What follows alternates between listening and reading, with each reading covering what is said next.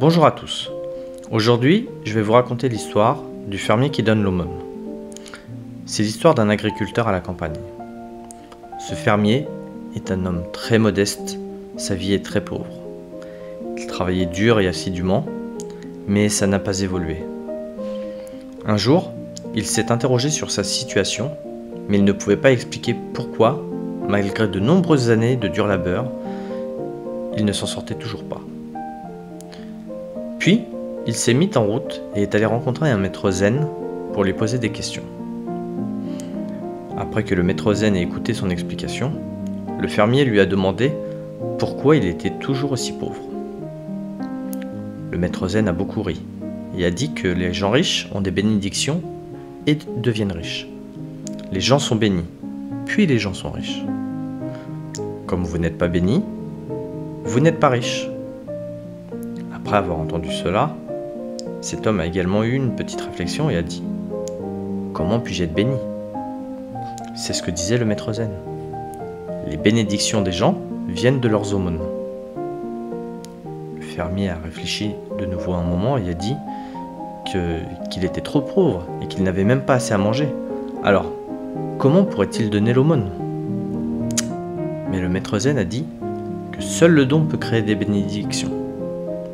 Mais si vous n'avez pas eu de bénédiction dans votre vie antérieure, alors vous devez faire l'aumône pour accumuler des bénédictions dans cette vie.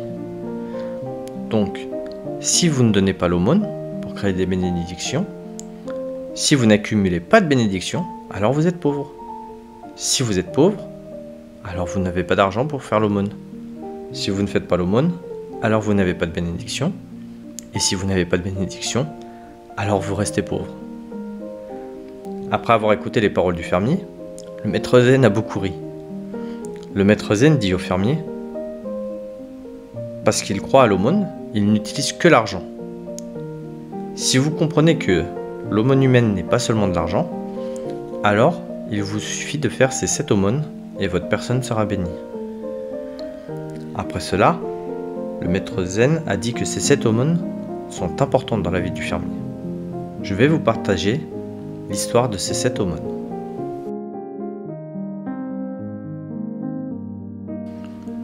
La première aumône, le don de gentillesse. Le don de gentillesse, c'est le don de joie, c'est le sourire. Faire l'aumône avec un sourire, qu'est-ce que c'est?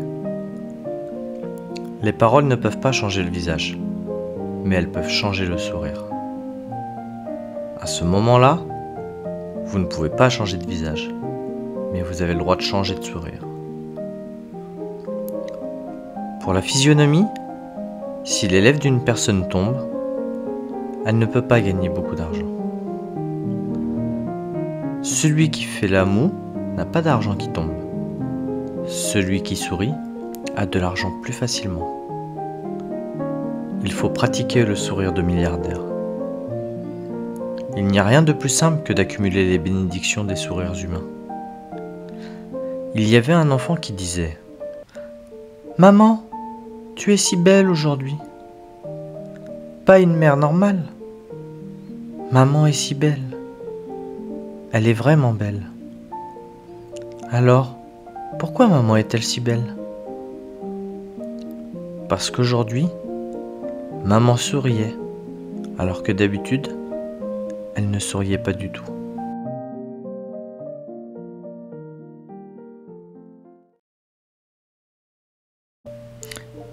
Maintenant, je vais vous parler de l'histoire du sourire. Histoire numéro 1. La fille qui ne sourit pas. Il y a une fille, d'environ 20 ans, qui depuis toujours a l'impression que les gens autour d'elle la traitent très mal. Elle voit les gens autour d'elle la maltraiter, parce qu'elle pense que les gens autour d'elle ne sont pas attentionnés et heureux, et du coup, ils ne la traitent pas bien. Par une belle journée, il y avait une exposition de fleurs près de la vieille maison.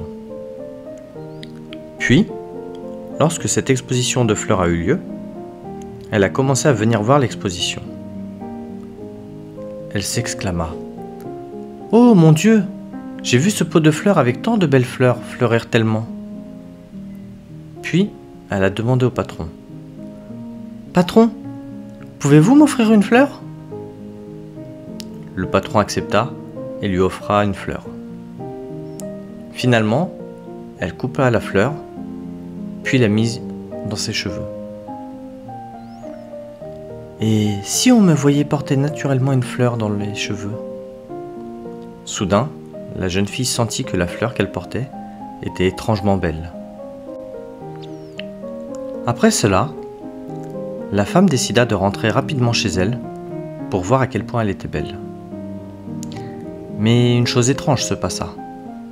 Après que les voisins, qui depuis toujours n'étaient pas contents d'elle et ne l'acceptaient pas du tout, pourquoi tout à coup aujourd'hui, ils souriaient avec elle et étaient si heureux avec elle? Elle pensa silencieusement qu'elle devait être très belle. Et plus elle se rapprochait de chez elle, plus les gens la rendaient heureuse. Alors la fille s'est sentie si heureuse qu'elle a finalement marché encore plus vite et rentré dans la maison pour se regarder dans le miroir. Dès qu'elle s'est regardée dans le miroir, elle a vu que la fleur était tombée quelque part. Elle était tombée quelque part et elle ne savait pas où. La fille se retourna et chercha à nouveau la fleur. Elle alla un peu plus loin à la recherche de la fleur. Puis, finalement, elle trouva la fleur qui était tombée directement dans le pot où elle l'avait mise dans ses cheveux. C'est seulement à ce moment-là qu'elle a commencé à prendre conscience du sourire.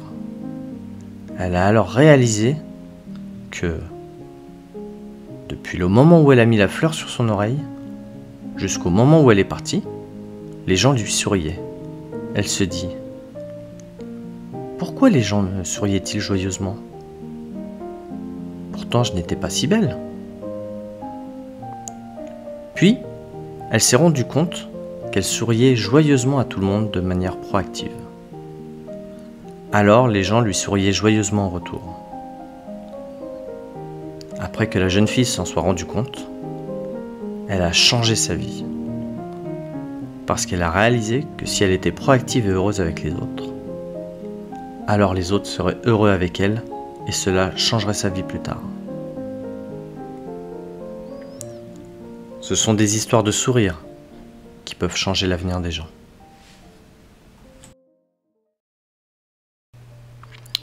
Je vais vous conter l'histoire numéro 2. Un sourire qui changea une carrière. Il existe une autre histoire où un sourire changea la carrière d'une personne et changea son destin.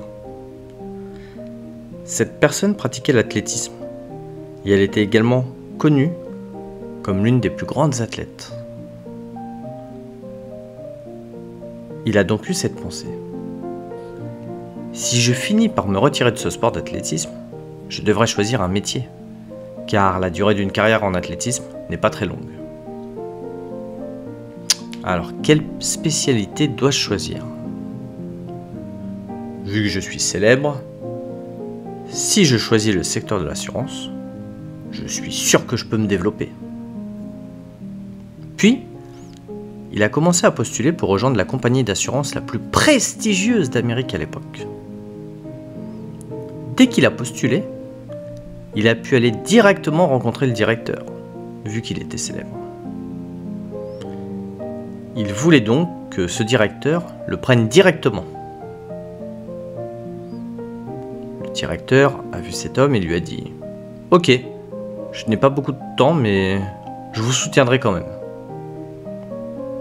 Cet homme d'âge moyen commença à vendre de l'assurance. Puis 6 mois plus tard, il est venu parler au directeur et lui a dit quelque chose d'étrange. « Je suis une personne connue qui vend de l'assurance, mais les gens ne l'achètent pas. Pouvez-vous me montrer comment vendre une assurance ?» Alors, le nouveau directeur lui parla. « Dès le début, j'avais prévu de vous dire cela, mais je vous ai laissé faire. Il y a un très bon dicton chinois. Si vous ne savez pas sourire, n'ouvrez pas de boutique. Cela signifie que si vous êtes une personne qui fait des affaires, vous devez savoir sourire. Si vous ne savez pas sourire, n'ouvrez pas d'entreprise. Sa profession précédente était l'athlétisme. Donc, il n'avait pas besoin de sourire, ni de rien faire d'autre tant qu'il courait bien. Mais dans les domaines de l'assurance, la communication minimale d'un vendeur d'assurance est qu'il doit avoir le sourire pour pouvoir vendre. Le directeur continue. Eh bien, rentrez chez vous et entraînez-vous à sourire et vous pourrez vendre de l'assurance. L'athlète rentra chez lui et acheta un très gros miroir pour le mettre dans la salle de bain. Chaque jour, il se concentrait et observait comment les gens apprenaient à sourire. Il montrait ses dents pour comprendre comment sourire. Et chaque jour, il souriait. Après 6 mois d'entraînement, il a vendu quelques contrats, mais il n'était pas totalement satisfait intérieurement. Alors, il est de nouveau allé voir le directeur et lui a demandé: « Je souris toujours, mais je ne vends pas beaucoup d'assurance. » Le nouveau directeur sourit et lui dit que c'était normal.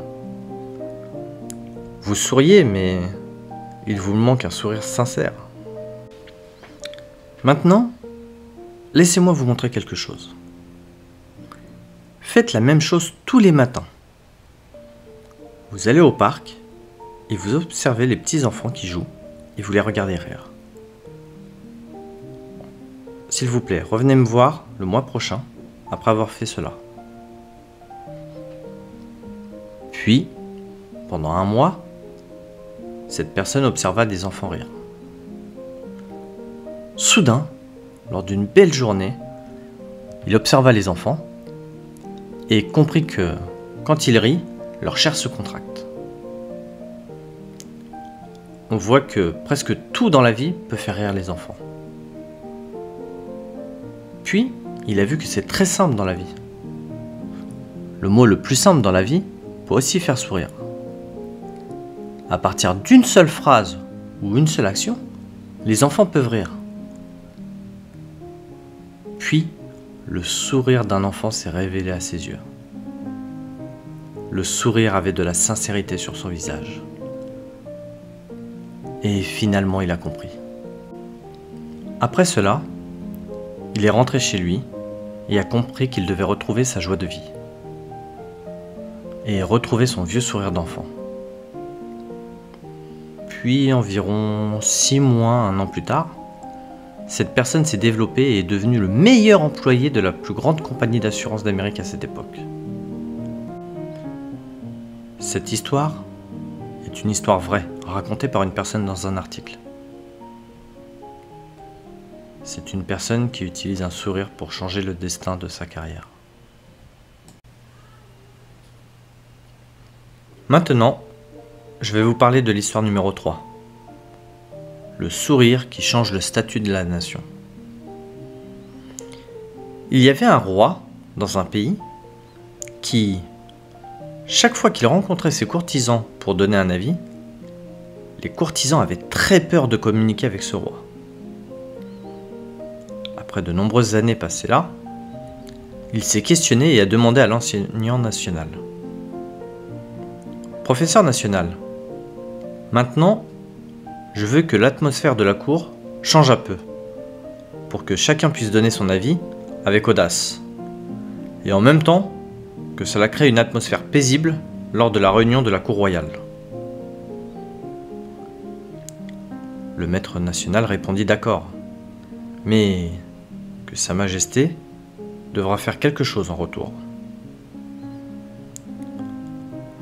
C'est-à-dire que chaque matin, au réveil de Sa Majesté, après avoir essayé une tenue, il vous faudra mettre un masque.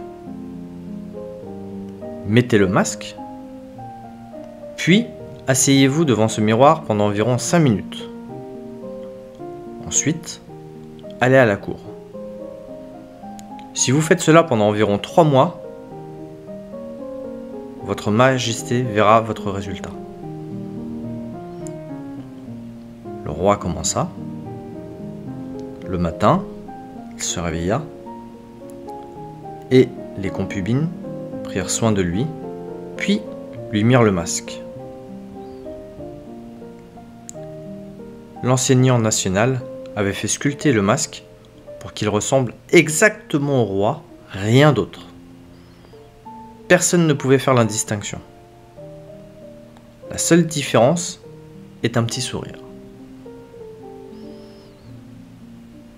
Puis, le roi a commencé à s'asseoir devant le miroir, et soudain, quand il vit le sourire, il souria aussi. Chaque matin, il s'asseyait quelques minutes devant le miroir avant de sortir pour se rendre à la cour. Lorsqu'il était à la cour, même de loin, les gens voyaient son visage toujours souriant. Il a compris que, lorsqu'on le voit, c'est l'humeur d'un roi qui détermine la situation du pays. Si le roi est de bonne humeur, il est naturel qu'il sourie. Cela a continué ainsi pendant environ 3 mois. Après quoi, tout le monde a écouté avec joie et l'atmosphère du public a complètement changé. Au début, il était si heureux, puis il dit au professeur national qu'il a été efficace et qu'il ne pouvait pas porter ce masque pour le reste de sa vie. Le professeur lui dit : « Maintenant, votre majesté n'a plus besoin de porter de masque. Mais avant d'aller à la cour dans l'après-midi, votre majesté devrait s'asseoir un peu devant le miroir. » Alors qu'il était assis devant le miroir, et en regardant son visage, il vit qu'il avait peur, parce que son visage n'avait pas de sourire. Aucun sourire sur le visage. Puis, il s'est rappelé l'image du masque. Il sourit à son tour, et son visage changea. Il a découvert que depuis toujours, les gens autour de lui faisaient pression sur lui à cause de son visage. Il ne pouvait pas sourire, et il ne pouvait pas créer une bonne ambiance. Et finalement, il a retrouvé le sourire sur son visage. Dès lors, le destin de la nation changea. C'est parce que chaque séance de la cour a créé une atmosphère très bonne et joyeuse. Et le dirigeant de ce pays a changé un état de l'intérieur. Et si l'État est heureux, ce pays changera. Ainsi, à travers cette histoire, nous voyons que si nous savons changer un sourire, le destin du pays changera également. Vous êtes votre sourire. Cela peut changer votre destin personnel, votre destin professionnel. Et si c'est vrai pour le dirigeant d'un pays, alors cela peut être vrai pour vous. S'il y a toujours un État heureux et paisible, le destin de ce pays va officiellement changer.